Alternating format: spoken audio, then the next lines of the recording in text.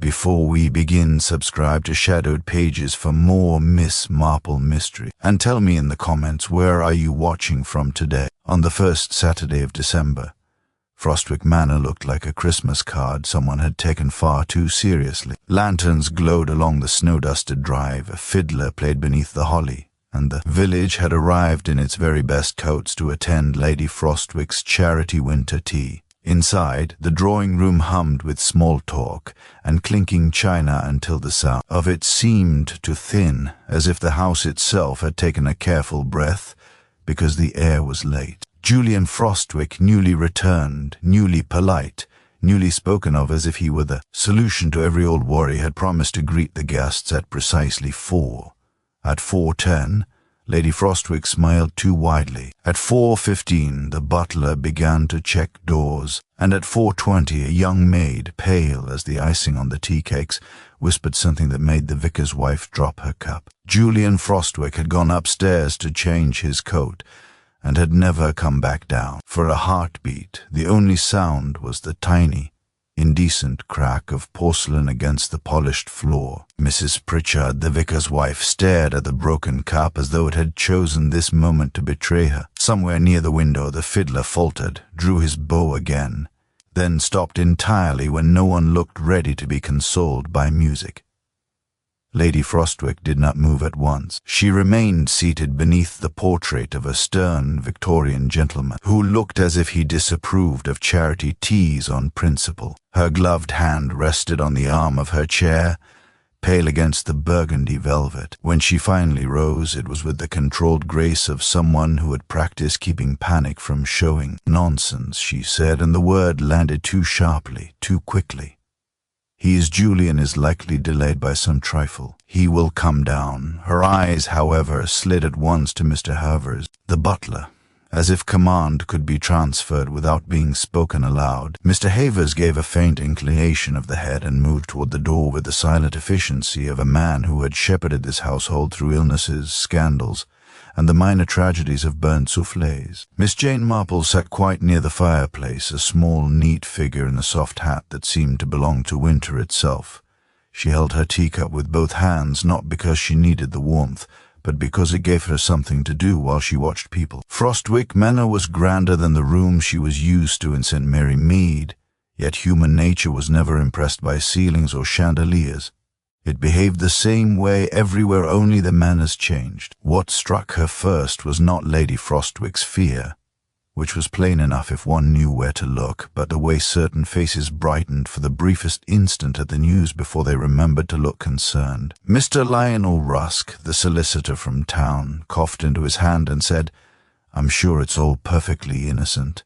Young men forget time." His tone was soothing, but his gaze had darted involuntarily toward the tall clock in the corner, as if confirming time had in fact kept moving without Julian's permission. Across from him, Captain Bramwell, retired and still built like a man expecting battle at breakfast, muttered something about softness and too much continental air, as though Paris itself had swallowed the air. Mrs. Alden, who ran the village shop, began whispering into the ear of her niece, and though the words could not be heard, Miss Marple recognized the expression, the eager distress of someone already building a story to repeat. Only Miss Elspeth Crane, Lady Frostwick's companion and a woman with sharp cheekbones and sharper opinions, did not pretend.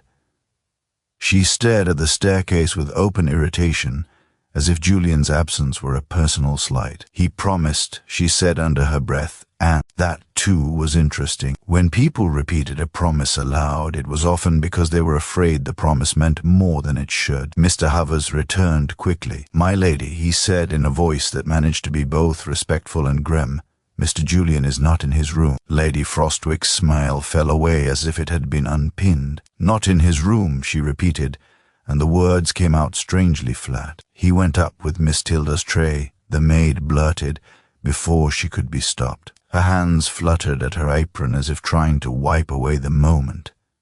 "I saw him, my lady. He laughed. He said the hall was cold and he'd change into the darker coat. And then I went to the pantry, and when I came back, the tray was on the landing, but he wasn't the tray." Miss Elspeth's eyes narrowed. "What tray?"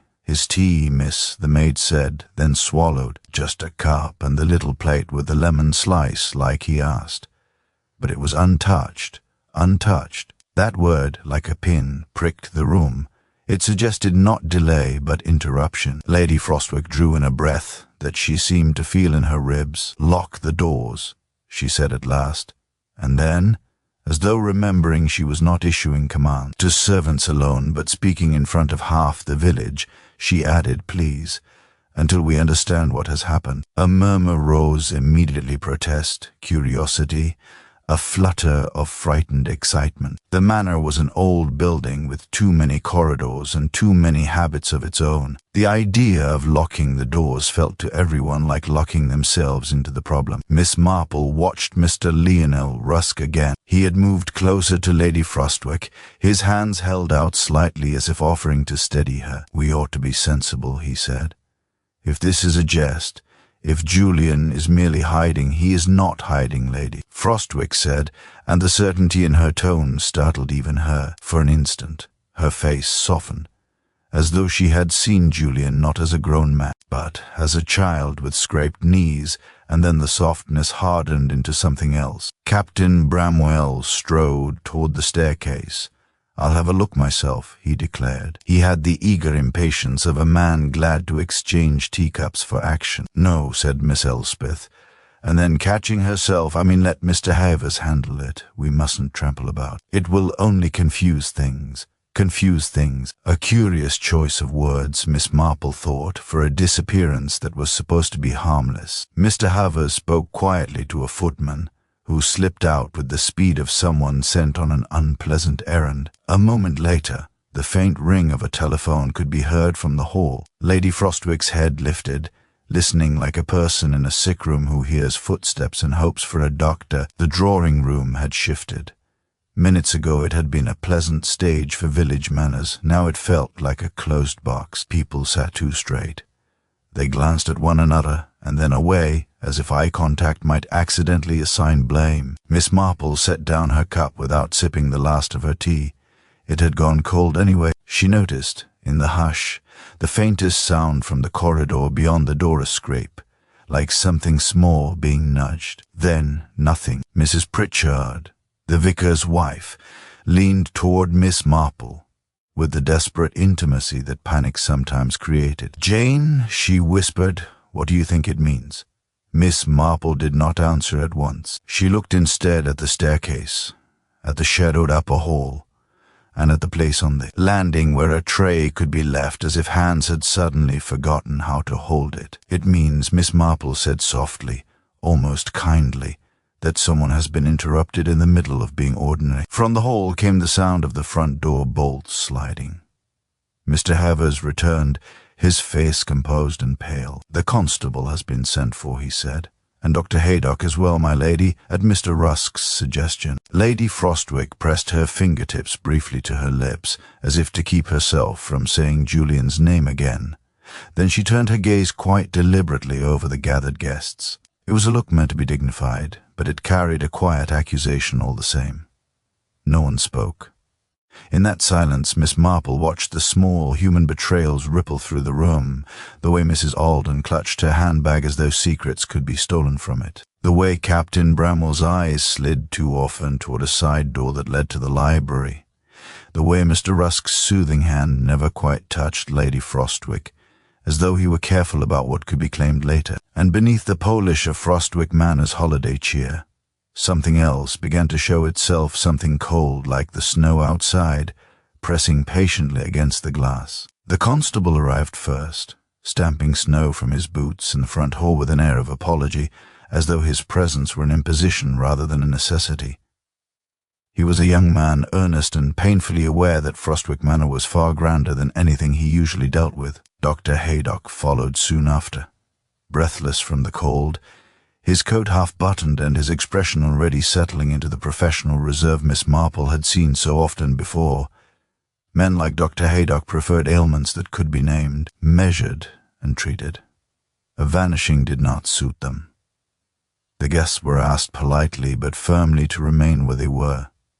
Chairs scraped, skirts rustled, and a tension settled that was thicker than the smell of tea and pine boughs. The constable asked for names and wrote them down carefully, though his pencil hesitated over titles and double-barreled surnames. Each person gave their answer with a slight variation of tone: offended dignity, eager helpfulness, faint alarm. Miss Marple noticed how often people added unnecessary details, as if facts alone might not suffice to make them innocent.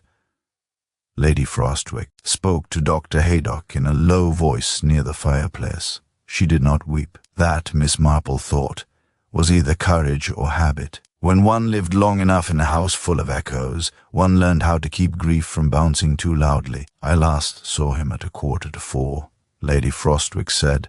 "He had been with me in the morning, greeting people as they arrived. He seemed quite himself." "And what is quite himself, my lady?" Dr. Haydock asked gently. She hesitated, polite, attentive, determined to please. He had been away so long, he wanted to show that he had changed.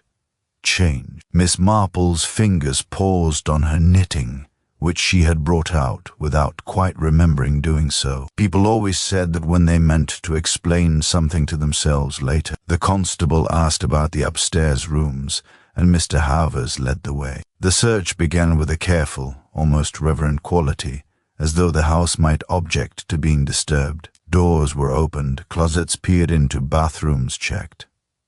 Julian's room was neat to the point of restraint. His lighter coat lay folded on the bed.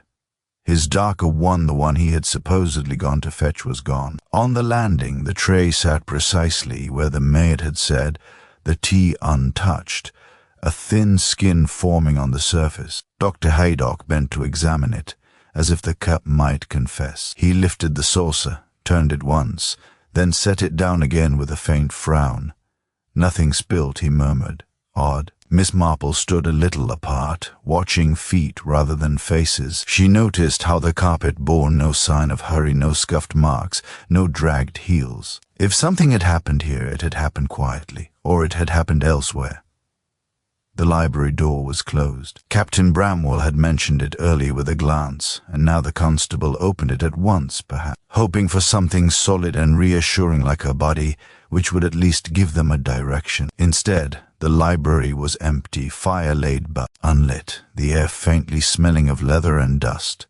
The French windows were locked, snow lay unbroken on the terrace outside. No sign of him leaving that way, the constable said, relief and disappointment mingling in his voice. Mrs. Alden hovered in the doorway, her eyes darting from shelf to shelf. Julian did always like his books, she offered. Perhaps he decided to read for a moment. Miss Elspeth Crane turned sharply. "At his own tea," she said. "Don't be ridiculous." The words were sharp, but what interested Miss Marple was not the irritation, but the speed with which Miss Elspeth had spoken, as though she had been waiting for someone to suggest a harmless explanation so she could crush it. Downstairs again, the mood had changed. What had begun as polite concern was turning into something darker. People whispered, not in sympathy but in calculation, who had been where, who had seen whom. The constable asked them to recount their movements, and they did so with varying degrees of precision. Some were exact to the minute. Others were vague, their memories curiously blurred around the very moments that mattered. Miss Marple listened. She listened to Captain Bramwell's account of standing by the window watching the snow, to Mr. Rusk's description of discussing parish matters with the vicar, to Miss Elspeth's insistence that she had remained with Lady Frostwick the entire time, though Lady Frostwick herself did not confirm this quite as firmly. When it was Miss Marple's turn, she smiled and said simply that she had been sitting by the fire, enjoying the warmth. "At my age," she added, "one learns to value simple pleasures." Dr. Haydock glanced at her, then away, clearly relieved not to have to probe further. It was nearly an hour before the constable cleared his throat and said what everyone had been thinking. "There's no sign of him in the house. And the doors, Mr. Havers says they were watched. No one left without being seen." Lady Frostwick's hands tightened together. "Then where is he?" The question hung unanswered. It was Miss Marple who noticed the small thing then, not because she was cleverer than the others, but because she was accustomed to small things. Near the base of the staircase, where a vase of winter branches had been placed. For decoration, a single sprig lay on the floor, its stem snapped cleanly. No one else paid it any attention. Decorations shed, after all. Houses were full of little accidents. But Miss Marple looked again at the landing in her mind, at the careful placement of the tray, at the unmarked carpet. She thought of a girl in St. Mary Mead long ago who had dropped her shopping basket not from clumsiness, but because she had been startled by a voice she did not expect to hear. People did not always run when frightened, Miss Marple knew. Sometimes they paused, sometimes they turned. From outside came the sound of a motor car crunching over snow, another policeman perhaps, or something else arriving to make the situation real. Lady Frostwick closed her eyes briefly, then opened them. "We shall proceed," she said, though her voice trembled at last. "Whatever this is, we shall face it." Miss Marple watched her, and thought not for the first time that the most dangerous moments in life were often the ones people decided to be brave. By evening, Frostwick Manor had taken on the unnatural stillness of a house being examined rather than lived in. Lamps were lit earlier than usual, their glow pooling in corners that seemed suddenly deeper, and the guests, no longer guests, in any comfortable sense, were shepherded into the smaller sitting room while the police made a more methodical search. Word had already escaped into the village. It always did. Miss Marple knew that by morning there would be half a dozen versions of Julian Frostwick's disappearance, each polished and improved by repetition. Even now, voices outside the manor gates rose and fell as neighbors gathered, drawn by curiosity and a sense of ownership of the family's misfortune. Frostwick Manor did not exist apart from the village. It was its spine, its pride, and its most convenient target for speculation. Inside, the constable's superior arrived, a heavier man with a practiced air and a habit of listening without appearing to. He asked questions again, gently but persistently, as if time itself might loosen the truth. People repeated their stories with minor alteration. Miss Marple noticed how these changes were never improvements, only accommodation. Small adjustments made unconsciously to fit the growing shape of fear. Captain Bramwell grew impatient under questioning. "You're acting as though one of us spirited him away," he said. "The boy must have slipped out somehow." "Slipped out where, sir?" the officer asked mildly. "The snow shows no tracks." "There are servants' passages," Bramwell snapped. "Old houses always have them." This was true enough, and the passages were searched. They led nowhere useful, no hidden door ajar, no forgotten exit yawning obligingly open. The house was old but not careless. Miss Elspeth Crane hovered near Lady Frostwick, her hand occasionally brushing the older woman's sleeve in what might have been comfort, or might have been reassurance of another kind. When asked about Julian's recent moods, she said quickly he was unsettled. Anyone would be, coming back after so long, but he meant well. "Unsettled how?" the officer pressed. She hesitated, then smiled thinly. "Restless, full of plans. One might almost say impatient." Impatient people did foolish things, the village would say later. Impatient people disappeared. Miss Marple listened to this with interest. She had noticed impatience before, but never in the form of carelessness. Julian's folded coat, his untouched tea, suggested someone who intended to return. Dinner was abandoned. Plates sat cooling in the dining room while sandwiches were brought instead, eaten without appetite. Mrs. Alden insisted on helping in the kitchen, partly from kindness, partly because kitchens were safer places to talk. The maid, Tilda, cried quietly over the sink, until Miss Marple sat beside her and spoke of nothing at all, letting the girls, breathing slow to something steadier. "I didn't mean to cause trouble," Tilda whispered at last. "If I hadn't said you did exactly right, my dear," Miss Marple said. "Truth is never trouble. It only feels that way at first." Tilda nodded, wiping her eyes. "He was kind, Mr. Julian." "Not like before." "Before?" Miss Marple asked gently. Tilda flushed. "Before he went away. He wasn't unkind exactly, but he didn't notice people. This time he did. He thanked me. He asked my name." Miss Marple smiled. People who noticed servants were often either very good or very determined to be thought so. Upstairs, the search resumed with renewed care. Drawers were opened, papers examined. A letter was found on Julian's desk, half-written, the ink dry. It spoke of responsibility, of making amends, of staying where one belonged. It was the sort of letter one wrote to convince oneself as much as anyone else. The officer read it aloud, and the words settled uneasily over the room. He was planning something, Mr. Rusk said. Perhaps leaving again. Lady Frostwick shook her head sharply. No, he promised me. Again, that word. Miss Marple stood near the window, looking out at the snow-darkened lawn. The branches of the old yew tree were heavy and still. She thought of the snapped sprig by the staircase. It had been placed carefully in the vase earlier. She remembered admiring it. Decorations did not shed themselves without reason. A shout came from one of the servants' corridors. A footman appeared, pale and excited. "Sir, there's something odd by the west stairs." They gathered there, crowding the narrow space. On the wall, nearly hidden by a tapestry, was a small smear no more than a shadowy mark, easily overlooked. Haydock leaned close. "Damp," he said after a moment. "Snow melt, perhaps." "But why here?" the constable asked. Miss Marple looked at the floor. There were no footprints, but the rug lay a fraction askew, its edge lifted as if nudged by a careless foot or a careful one. She thought again of the landing. No marks, no mess. Order everywhere, as though someone had been very anxious to preserve it. Lady Frostwick pressed a hand to her chest. "Are you saying—" "We're saying nothing yet," the officer replied. "Only that Mr. Julian did not vanish into thin air."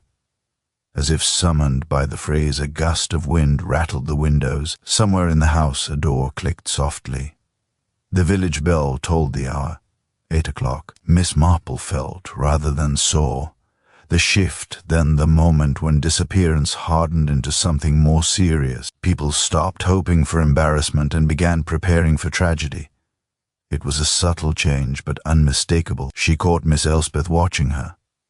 Their eyes met briefly, and Miss Elspeth looked away at once, her lips pressed together. Miss Marple returned her gaze to the tapestry, to the place where the damp mark lay half-hidden. Human beings, she reflected, often revealed more in what they tried not to see than in what they pointed out. The officer spoke quietly to his men. "We'll search the grounds again at first light. Until then, no one leaves." Lady Frostwick nodded, her composure worn thin but intact. "Of course."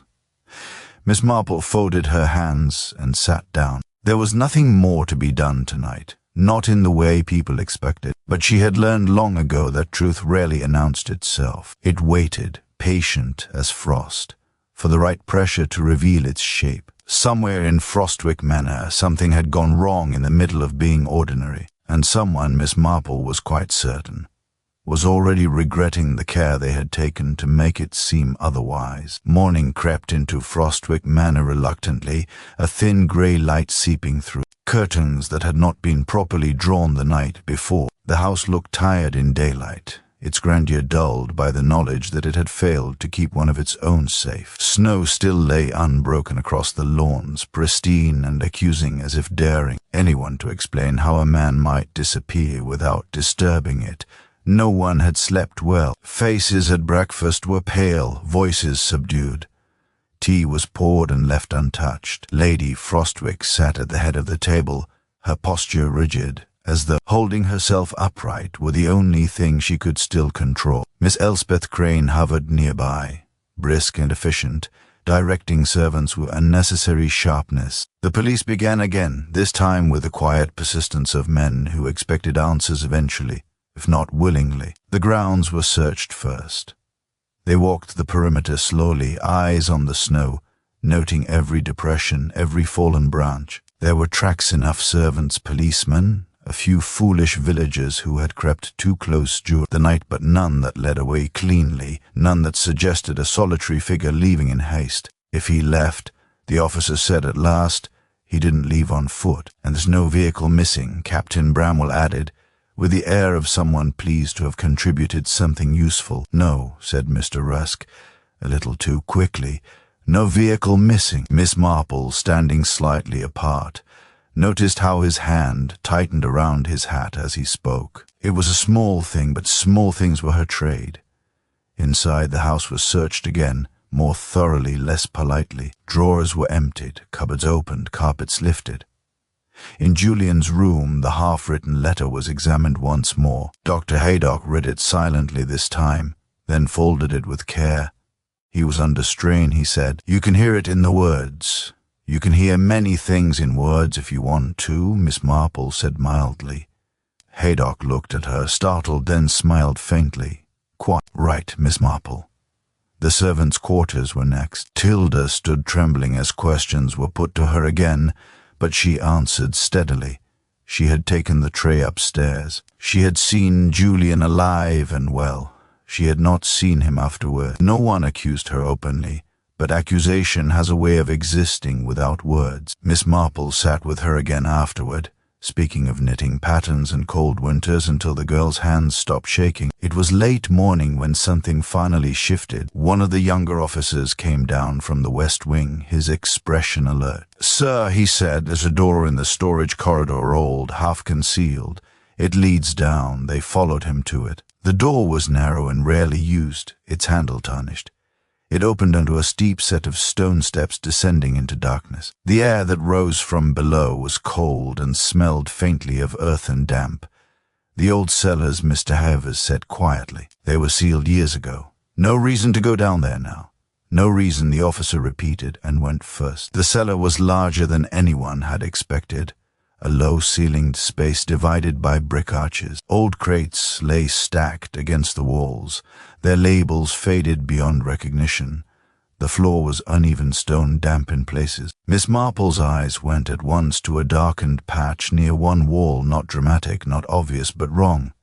Dr. Haydock knelt. He touched it with his fingers, then stood slowly. "Blood," he said. Lady Frostwick made a sound that was almost a sigh, as though something she had been holding at bay had finally been allowed in. Miss Elspeth reached for her arm, but Lady Frostwick pulled away. They found more, a broken button near a crate, unmistakably from Julian's darker coat. No body. No sign of struggle beyond the faintest scuff on the stone, as though someone had been guided or persuaded rather than dragged. "This doesn't look like a fight," Captain Bramwell said. "No," Miss Marple agreed softly. "It looks like an understanding." Silence fell again, heavier than before. Disappearance had given way to something far more troubling, yet still incomplete. A crime that refused to present itself fully was often the most dangerous kind. The officer spoke briskly then, restoring order with routine. Statements would be taken again, the cellar sealed. No one was to leave the manor grounds. Word would be sent to the nearest town for further assistance. Lady Frostwick listened without comment. When he finished, she said only, "Find my son." Miss Marple watched her closely. There was grief there now, unmistakable, but beneath it something else flickered. Confusion, perhaps, or disbelief that careful living had not been enough. As the others dispersed, Miss Marple lingered at the cellar door. She looked at the steps, at the way the door might be opened quietly, at the angle from which someone could watch without being seen. She thought of Julian's untouched tea, of the snapped winter sprig, of the careful preservation of order. People often assumed that violence announced itself, she thought, that it shouted. More often it whispered, more often still, it borrowed the language of kindness. Behind her, as Elspeth's voice cut through the air, "You seem very interested in all this, Miss Marple." Miss Marple turned, smiling. "At my age, my dear, one takes an interest in human nature wherever it appears." Miss Elspeth's lips tightened. "I should think this is a matter for the police." "Oh, quite," Miss Marple said. "And they will do their work very thoroughly." She did not add that thoroughness did not always include understanding. That was something learned elsewhere, in drawing rooms, in kitchens, in the small pauses between words. As she walked back upstairs, Miss Marple felt the shape of the mystery becoming clearer, not in facts but in feeling. Someone had planned carefully, Yes, but planning always left traces in behavior, and someone somewhere in Frostwick Manor was beginning to realize that care alone was not enough to outwit a lifetime of observation. By midday, the mood within Frostwick Manor had hardened into something taut and watchful. The discovery in the cellar had altered everything. Disappearance could be pitied, even excused by imagination. Blood could not. Blood insisted upon intent. The guests, now more accurately described as occupants, moved through the house with a careful politeness that barely disguised suspicion. Conversations stopped when someone entered a room. Eyes lingered too long, then looked away. Miss Marple observed it all from her usual unobtrusive places: a corner chair, a window seat, the edge of the breakfast table where she might be mistaken for part of the furnishings. The police worked steadily, though without visible progress. The cellar yielded no further revelation. No weapon was found. No hidden passage obligingly revealed itself. The blood Dr. Haydock confirmed was Julian's, enough to suggest injury, not enough to explain absence. It was, in his words, deeply troubling. Lady Frostwick withdrew to her private sitting room after that, emerging only when required. Miss Elspeth Crane took it upon herself to manage the household, issuing instructions with crisp authority. She was efficient, capable, and visibly strained. Her usual sharpness had edged into something brittle, as though one unexpected word might shatter her composure entirely. Miss Marple noticed, too, how often Miss Elspeth positioned herself near doors, windows, staircases. Always watchful, always listening.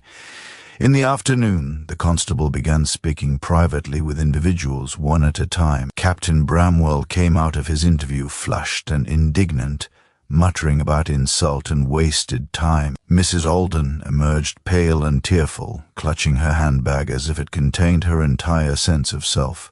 Mr. Rusk was last. He went in calm and came out even calmer, his expression carefully smoothed. An unpleasant business, he said, to no one in particular. But these things require patience. Patience, Miss Marple thought, was often easiest for those who believed time worked in their favor. She encountered Tilda again in the servants' corridor, scrubbing at a perfectly clean surface with unnecessary vigor. Miss Marple sat nearby without speaking. After a while, the girl slowed. "I keep thinking I hear him," Tilda said suddenly, "like he's going to come down the stairs any moment and laugh at us all." Miss Marple nodded. "That happens when someone leaves without finishing a sentence." Tilda looked at her sharply. "Do you think he's alive?" Miss Marple did not answer immediately. She thought of the cellar floor, of the careful absence of chaos, of the way Julian's life seemed to have paused mid-gesture. "I think," she said at last, "that whatever happened was not meant to be noisy." That evening snow began again, soft, persistent, erasing and reshaping the world outside. The house drew in on itself. Lamps were lit early.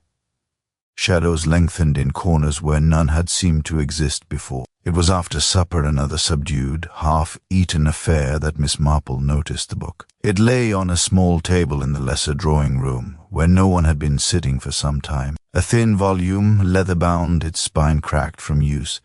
It was not remarkable in itself. What caught Miss Marple's attention was that she had seen Julian with it the day before, tucked under his arm as he crossed the hall. She picked it up now, turning it over gently. A volume of essays, the margins faintly marked in pencil. On the inside cover, a note in a familiar hand to remind me why I came back. Miss Marple closed the book. She did not open it again. Instead, she replaced it exactly where she had found it, and went in search of Miss Elspeth. She found her near the window in the main drawing-room, staring out into the snow. Miss Elspeth turned quickly as Miss Marple approached, her expression guarded. "Can I help you?" she asked. "I wondered," Miss Marple said mildly, "whether Julian spent much time in the lesser drawing-room." Miss Elspeth frowned. "Not particularly." "Why?" "Oh, no reason," Miss Marple said. "I only noticed a book he seemed fond of." Miss Elspeth's face changed, not dramatically, but enough.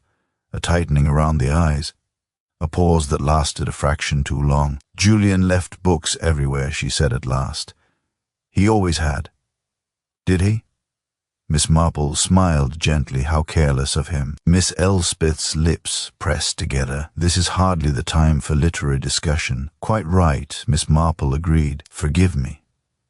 She moved away, leaving Miss Elspeth staring after her with something like unease. Later that night, when the house had settled into an uneasy quiet, Miss Marple sat alone in her room, her knitting laid aside. She thought again of the snapped winter sprig of the cellar steps of the bookplace just so. People were careful, she reflected, when they believed care could protect them. They arranged objects, smoothed surfaces, controlled impressions.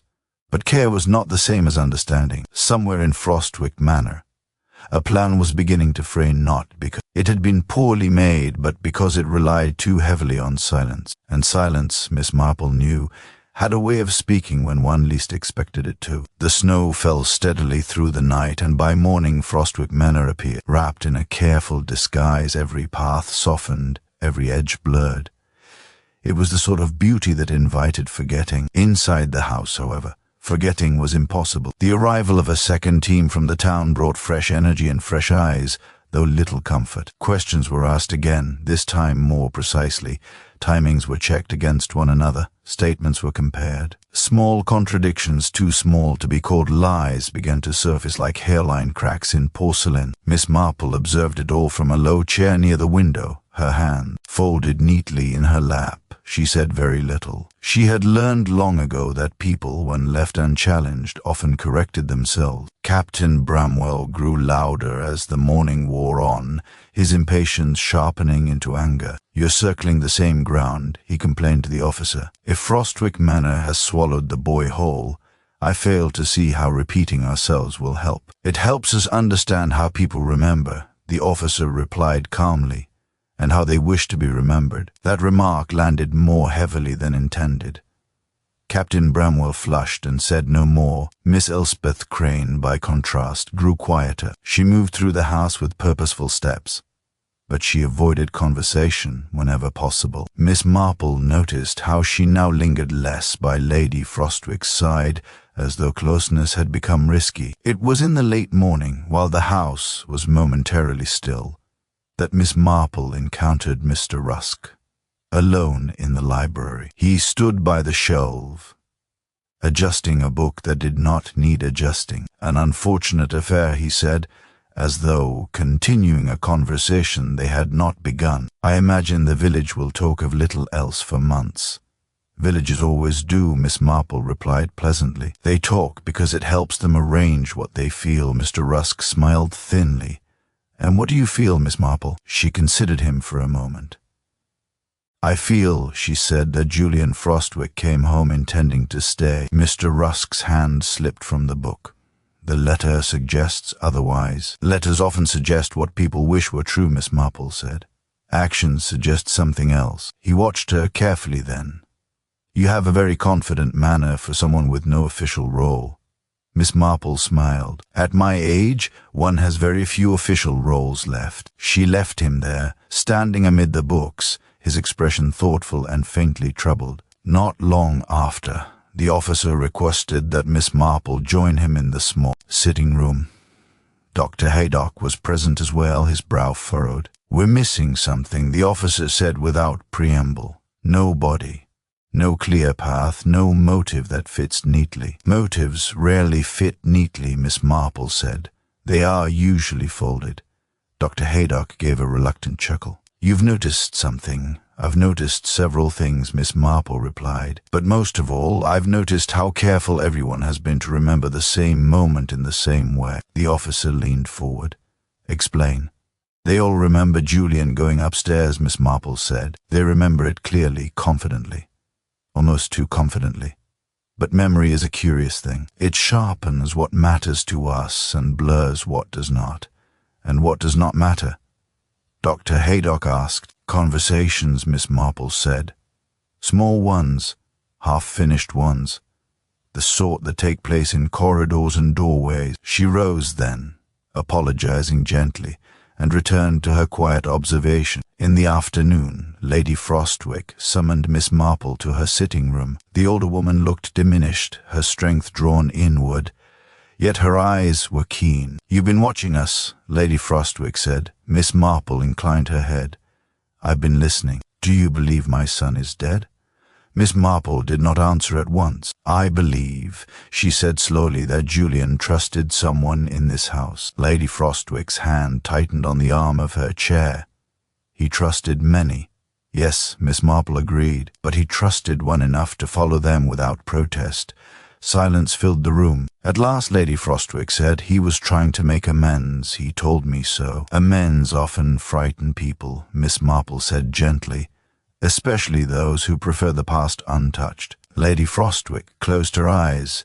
When she opened them again, there was resolve there. "If you see anything," she said, "anything at all, tell me." Miss Marple promised that she would. That evening the house grew restless. A storm pressed again. The windows, wind rising, snow thickening. Candles flickered. The sense of being enclosed deepened. It was then that the sound came, a dull, unmistakable thud from somewhere below the west wing. People froze. The officer was first to move, followed by Dr. Haydock and Captain Bramwell. Miss Marple followed more slowly. They found nothing obvious at first. Doors were opened, rooms searched. Then a faint draught was noticed near the cellar stairs. One of the officers pressed against the stone wall and a section shifted. Behind it lay a narrow recess, hidden from casual view. Inside, something dark and heavy lay wrapped in a wool coat. For a moment, no one spoke. Miss Marple stood very still. She did not look at the body first. She looked instead at the faces around her. Miss Elspeth Crane had gone very pale. Her eyes were fixed not on the recess but on Miss Marple herself. And in that look, Miss Marple saw not shock but recognition. The kind that came when a silence finally realized it had been overheard. The discovery changed the atmosphere of Frostwick Manor in an instant, as though the house itself had finally exhaled after holding its breath too long. The wrapped form lay where it had been hidden with deliberate care, the wool coat pulled tight, the folds arranged almost neatly. Dr. Haydock knelt first, his movements economical, professional. He drew the coat back just enough to confirm what no one doubted now. Julian Frostwick was dead. Lady Frostwick was spared the sight at first. Someone had the sense to lead her away, Miss Elspeth at her side, murmuring reassurances that sounded hollow even to herself. Captain Bramwell swore under his breath. One of the younger officers turned away sharply, swallowing. Miss Marple remained where she was. She had no need to see Julian's face again. She had already seen what mattered. The officer took charge at once. The recess was examined carefully. The position of the body, the lack of obvious disorder, the absence of blood. Nearby, Julian's injury, Dr. Haydock confirmed quietly, was a single blow to the head. Fatal. Likely delivered from close range. There had been no struggle. Someone he trusted, the officer said, more to himself than to anyone else. "Yes," Miss Marple said softly. "Trust does most of the work in such moments." They moved Julian gently to a more suitable room. The recess was sealed. Statements were postponed until people had steadied themselves, though steadiness was in short supply. The storm outside intensified, wind rattling the windows as if impatient with human delay. Miss Elspeth Crane sat rigidly in a chair near the fire, her hands folded so tightly in her lap that the knuckles shone white. She stared at the flames without blinking. When Lady Frostwick was brought back into the room, Miss Elspeth rose instantly, but Lady Frostwick waved her away. "I will not faint," she said quietly, "and I will not be protected from the truth." Dr. Haydock spoke gently, sparing details. Lady Frostwick listened, her face composed, though her eyes seemed to look beyond the room entirely. When he finished, she nodded once. "Thank you," she said. "Now find out who did this." The officer cleared his throat. "We will, my lady. There are certain matters to clarify."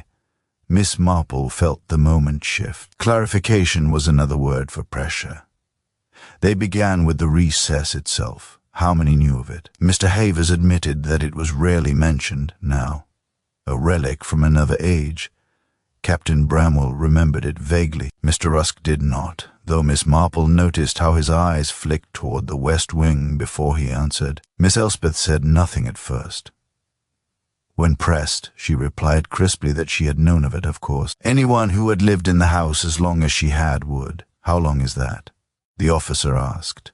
22 years, she said. Long enough to know its habits, and long enough, Miss Marple thought, to know its silences. Attention turned naturally to opportunity. Julian had been lured or invited to the cellar corridor. Someone had spoken to him privately. Someone had persuaded him to go quietly. Miss Marple listened as people accounted again for their movements, their words now sharpened by consequence. Captain Bramwell grew defensive. Mrs. Alden wept openly.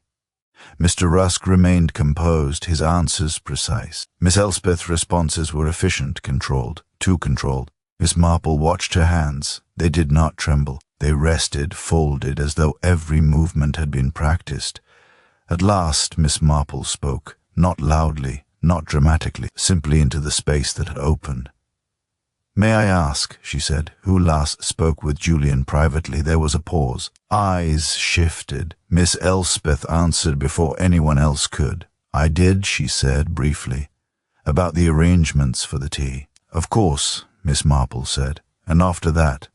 Miss Elspeth hesitated. "After that he went upstairs." "Yes," Miss Marple agreed. "Everyone remembers that."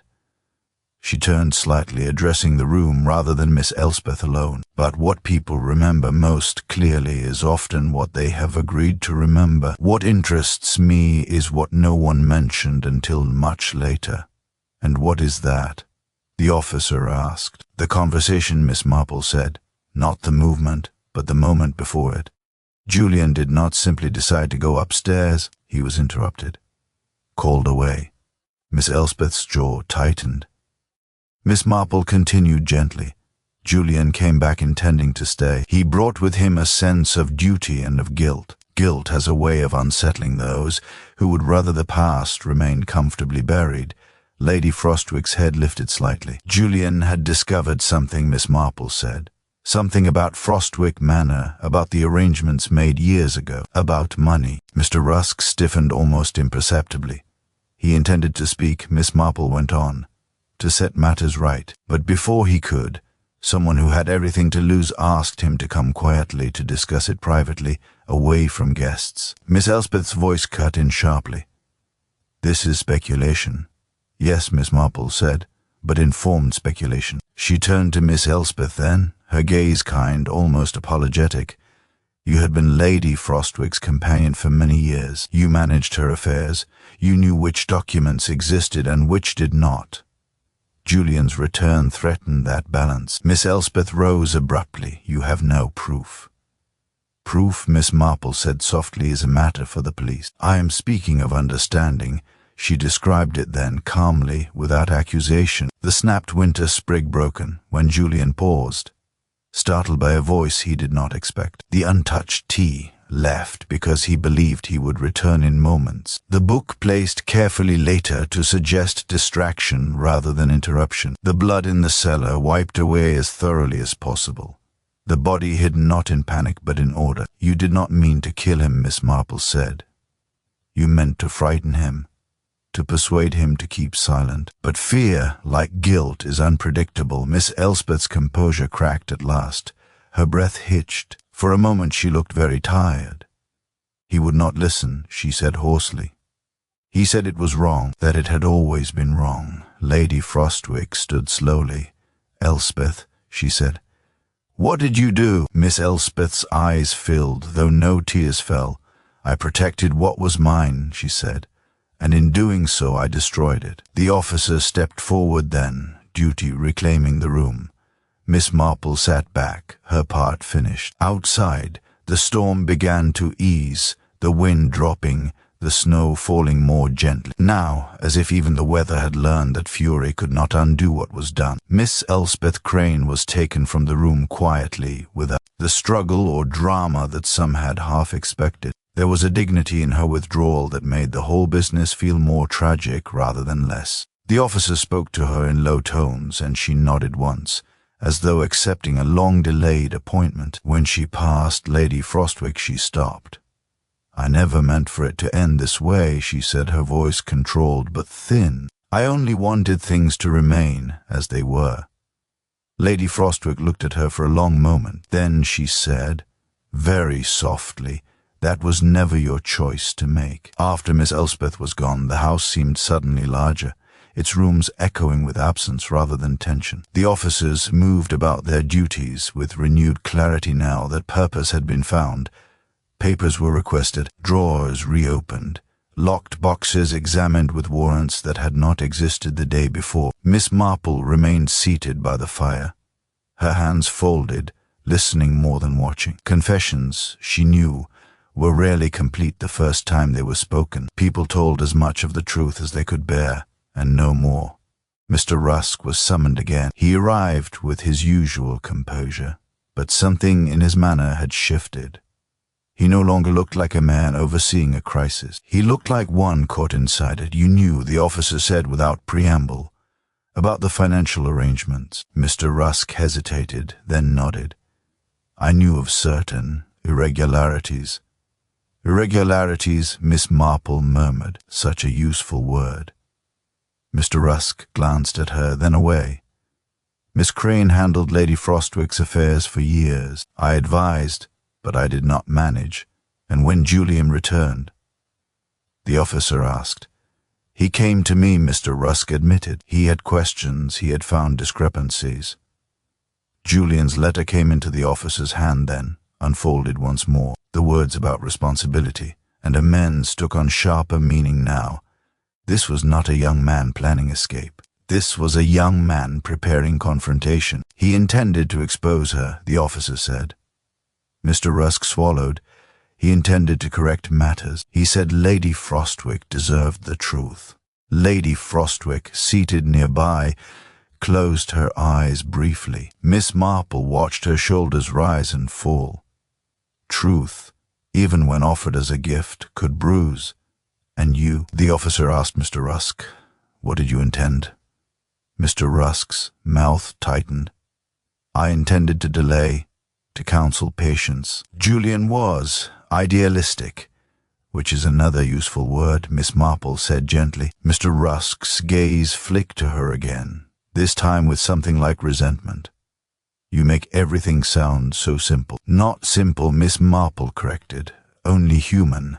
It emerged then, piece by piece. Miss Elspeth had diverted funds years earlier, small amounts at first, justified by necessity, later larger sums rationalized by habit. She had told herself she was owed for loyalty, for years of quiet competence, for sacrifices no one noticed. Julian's return had endangered the careful balance she had constructed around herself.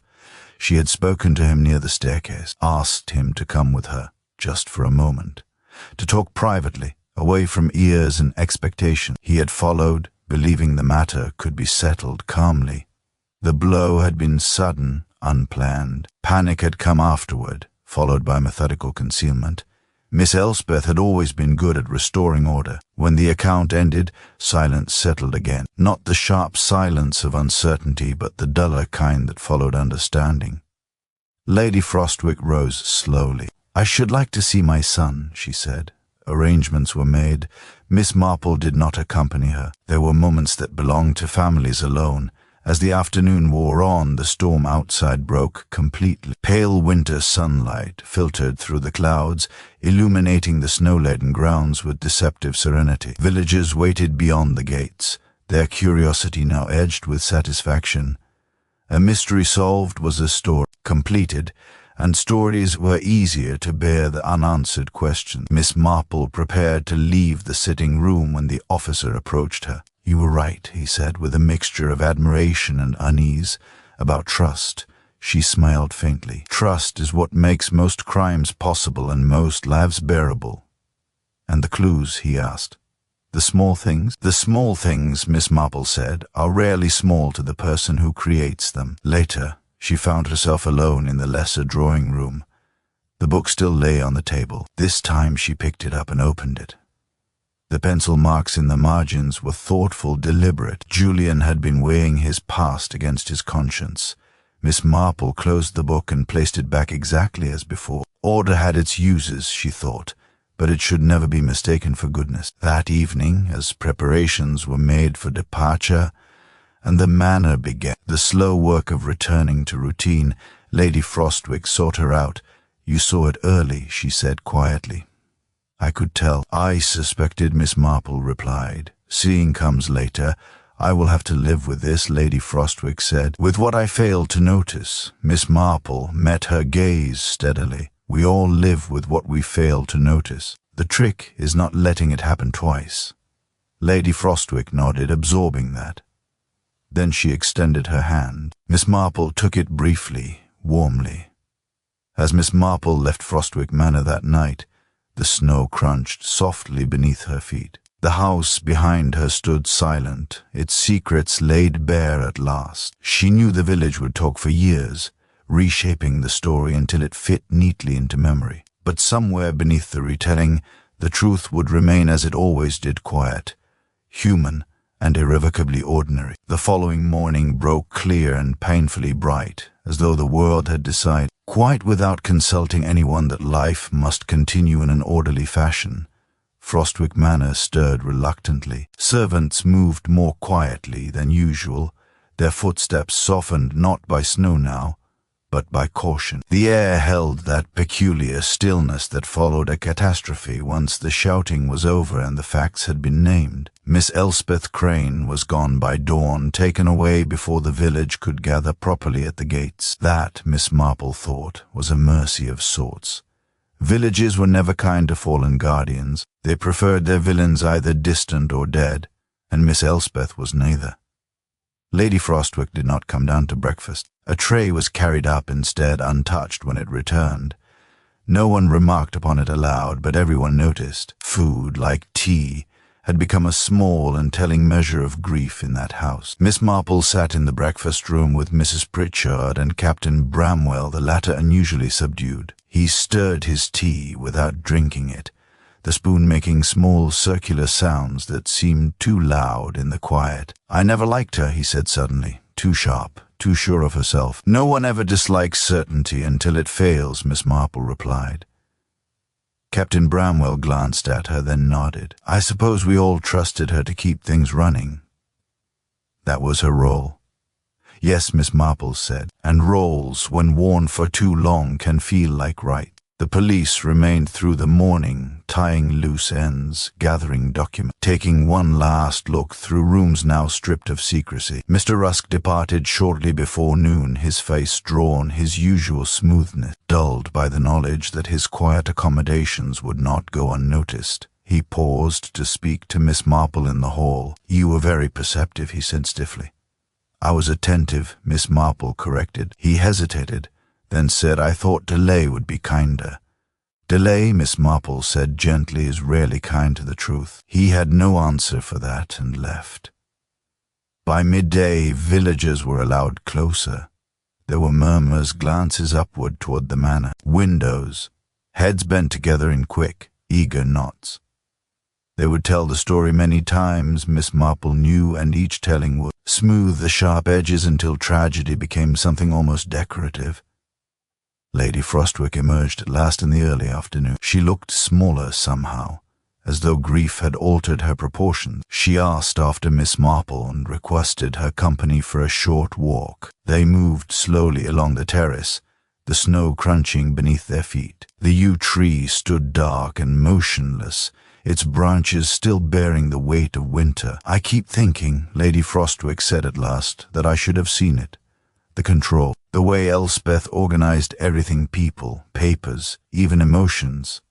Miss Marple considered this. "People who manage other people's lives often begin by believing they are helping," she said. "It is only later they notice they have stopped asking permission." Lady Frostwick stopped walking. Julian trusted her, trusted us all. "Yes," Miss Marple said, "and that was his courage." Lady Frostwick's eyes filled then, though she blinked the tears away. "He wanted to put things right, which is why he was vulnerable," Miss Marple said softly. "Those who wish to repair the past often underestimate how fiercely others wish to preserve it." They walked on a little further, then turned back. At the door, Lady Frostwick paused. "You will leave today?" "I think that would be best," Miss Marple said. "Houses need time to relearn silence after such events." Lady Frostwick nodded. "Thank you," she said simply, "for listening, for noticing." Miss Marple inclined her head. "That is what I do." As Miss Marple packed her small bag, she found herself reflecting not on the crime itself, but on the carefulness that had surrounded it. Miss Elspeth had not been cruel by nature. She had been precise. Precision, Miss Marple knew, could become a form of blindness. When one focused too intently on preserving order, one sometimes forgot to ask whether the order deserved preservation at all. Before leaving, Miss Marple returned briefly to the lesser drawing room. The book was gone now, removed with Julian's other personal effects. The table looked oddly bare without it. She touched the polished surface lightly, then withdrew a hand. Outside, the car waited. As it pulled away from Frostwick Manor, Miss Marple looked back once. The house stood solid and dignified against the winter sky, but it seemed changed, as though a layer of certainty had been peeled away. The village road curved, and the manor slipped from view. Ahead lay ordinary fields, ordinary cottages, ordinary lives, all of them carrying, unseen, their own quiet reckonings. Miss Marple settled back in her seat, her expression calm, her thoughts already turning inward. The mystery was resolved, yes, but resolution was not the same as peace. Peace required acknowledgment, and that took time. Somewhere behind her, Frostwick Manor would continue. The servants would adapt.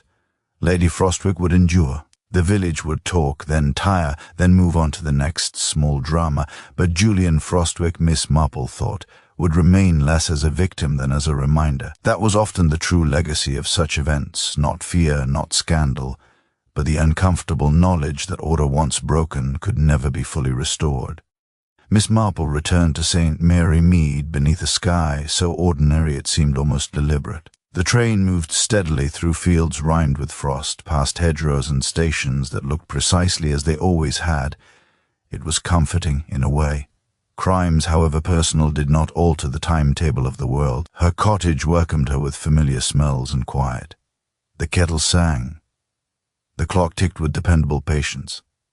Miss Marple removed her gloves carefully, setting them in their proper place, and allowed herself at last to sit without watching anyone at all. Yet her thoughts, unbidden, returned to Frostwick Manor. She thought of Lady Frostwick first not as a figure of tragedy, but as a woman forced, late in life, to re-examine the story she had told herself about loyalty. Trust, Miss Marple reflected, was often extended not because it was deserved, but because it was convenient. To delegate was human. To forget to look back was human too. Miss Elspeth Crane would face the law, but she would also face something far harsher, the collapse of the careful identity she had built over decades. She had not seen herself as a criminal. That was the danger. Most people did not. They saw themselves as custodians, protectors, the only ones capable of keeping chaos at bay. In such minds, harm became justification rather than choice. Julian Frostwick, too, lingered in Miss Marple's thoughts not as a naive young man, but as a hopeful one. He had believed that truth, once spoken, could reorder the world neatly, like papers returned to their proper files. He had underestimated the terror that truth inspired in those who benefited from its absence. Miss Marple poured herself a cup of tea and carried it to the window. Outside, her garden lay dormant, the soil dark and patient. She smiled faintly. Gardens understood waiting better than people ever did. The village, she knew, would soon hear the story. Not all of it, of course. Villages preferred simplified versions, clear villains, clean motives, endings that reassured. Miss Elspeth would be spoken of in lowered voices. Julian would become that poor young man. Lady Frostwick would be pitied, then gently avoided, as though grief might be contagious. And life would go on. That, Miss Marple thought, was the most unsettling truth of all. A knock came at the door, light but familiar. Mrs. Bantry entered moments later, cheeks pink from the cold. Eyes already alight with curiosity she made no effort to conceal. "So," she said, removing her coat. "Frostwick Manor. I hear it was dreadful." "It was sad," Miss Marple replied, "which is not always the same thing." Mrs. Bantry settled herself comfortably. "They say the woman who managed everything did it." "Yes. Well, I never trusted people who were too efficient, Mrs. Bantry declared. It's unnatural. Miss Marple smiled. Efficiency is admirable. Certainty is dangerous. Mrs. Bantry studied her. You're thinking again. I often am. They spoke then of small things, village matters, a forthcoming charity sale, the state of the roses. Miss Marple listened, responded, allowed herself to rejoin the gentle rhythm of ordinary life. Yet beneath it all ran the quiet current of understanding that never quite faded. Later, alone again, Miss Marple took up her knitting. The needles clicked softly, steadily. She thought of the snapped winter sprig on the staircase, of the tea gone cold, of the way a life could be interrupted without warning in the middle of being ordinary. People liked to believe that danger announced itself loudly, that evil wore recognizable faces. But Miss Marple had learned otherwise. Danger often arrived politely. It spoke in reasonable tones. It offered solution. And evil, more often than not, wore the face of someone who believed they were right. She paused, correcting a small mistake in her pattern. Even now, she reflected, care mattered but only when joined with humility. Order without kindness was merely control. Loyalty without honesty was only habit. The clock chimed the hour. Miss Marple laid her knitting aside and rose to tend the fire. Outside, dusk settled gently over St. Mary Mead, the village lamps flickering on one by one. Somewhere, someone laughed. Somewhere else, a door closed. Life arranged itself again, imperfect but persistent. Miss Marple stood for a moment, hands resting on the mantel, and allowed herself a final thought for Julian Frostwick, not of how he died, but of why he had returned. To put things right, to face what others avoided. It was a brave thing, she decided, and bravery, while admirable, often came at a cost. She turned back to her chair, the room warm, the world deceptively calm. Another mystery had ended, not with triumph, but with understanding. That was enough. Miss Jane Marple resumed her knitting, her expression serene, knowing as she always did that human nature would provide no shortage of future puzzles, quietly unfolding in the most ordinary of places.